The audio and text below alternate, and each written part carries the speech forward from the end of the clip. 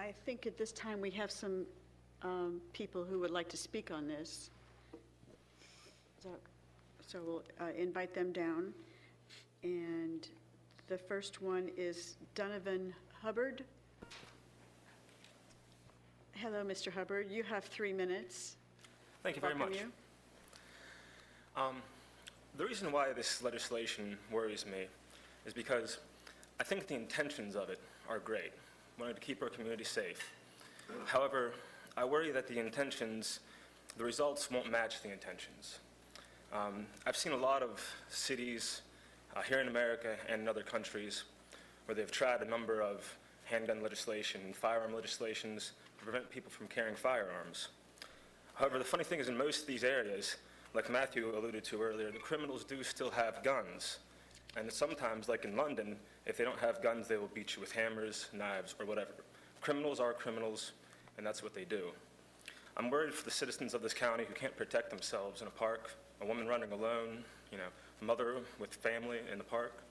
I think they should have every right to defend themselves and level out the playing field against much larger and much more aggressive attackers. And I think that this legislation would put them in danger rather than actually helping them.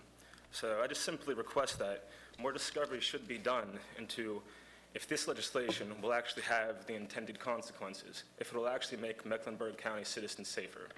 And I think we should either hold off or look into it more, because if you look at places like Chicago and London and DC, most of these places had good intentions when they made their laws, but just like in DC, they're repealing a lot of these laws because they found out they're not working. So before we make a law that might not work, let's really look at other places that have tried such legislation and figure out the best policy for Mecklenburg County. Thank you. Our next speaker is Christian Hein. Thank you, Madam Chair, and thank you, Commissioner Ridenauer, for your service on this issue.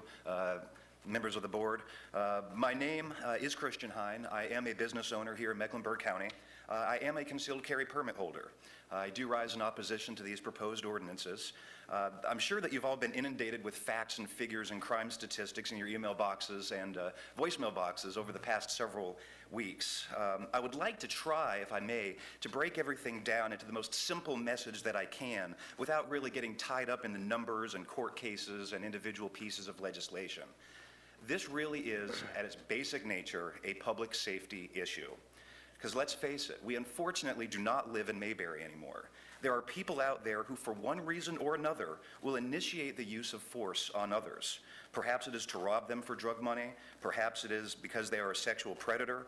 Perhaps it is a gang initiation. Whatever the reason, law-abiding citizens face a constant threat from those who would cause harm.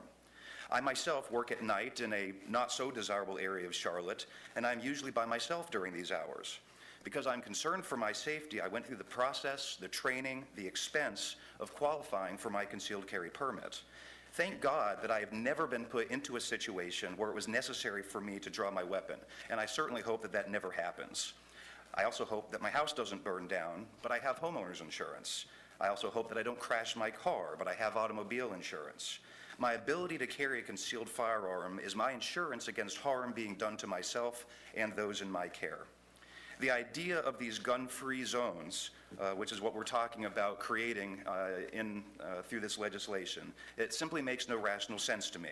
On the one hand, we have the ability to acquire our carry permits, but what good does a permit do if we're not actually allowed to carry? My right to self-defense should not be altered simply because of the location that I happen to find myself in. If I were attacked at my warehouse, it is okay to defend myself. If I get attacked in a county park after this legislation or this ordinance, then I would no longer have that right. It seems contradictory to me. I could certainly take out my license and show it to a potential mugger and ask him to follow me to my car so that I might then be able to defend myself, but I'm willing to guess he wouldn't be so compliant. Criminals purposely target these gun-free zones because they know the likelihood of being fought back against is diminished. And again, we're not talking with this ordinance about the possibility of people carrying .50 caliber machine guns Rambo style through the parks. We're talking about a very limited segment of the population who have already passed extensive background checks and training. You have 30 seconds. You have 30 seconds. Thank you, Madam Chairman.